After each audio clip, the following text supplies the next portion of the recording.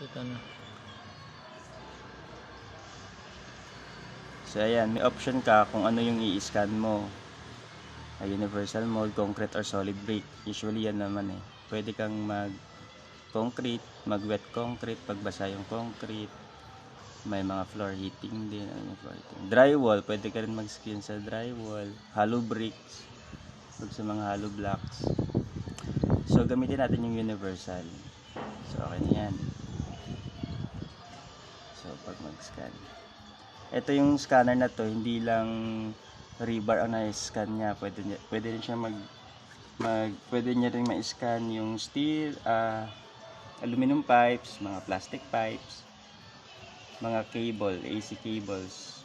Pwede niya rin matidetect. So sampulan natin na ang procedure niyan ganito lang yan. Horizontal o kaya vertical. Tapos need mo siya ibalik. Ayun, ibalik mo lang siya para makita mo yung accurate.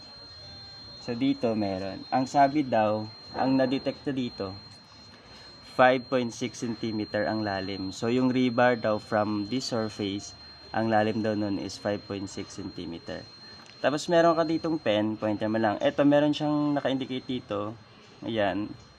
Icon na yan. Ang ibig sabihin, ang na-detect niya is rebar or ferrous metal. Ngayon, mag-iiba yung icon yan. For example, pipes yung nakita mo dyan, mag-iiba yan, magiging diamond ba? Oo. Meron namang handbook.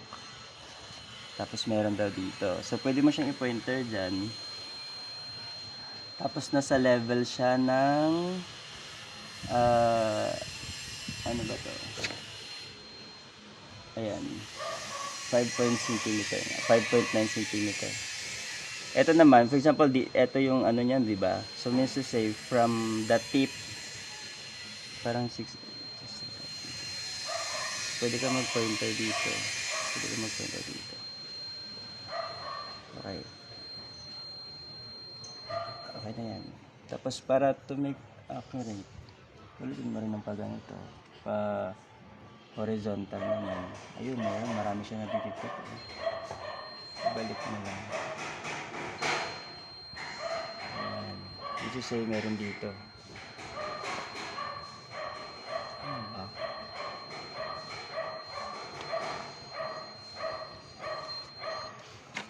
Okay na.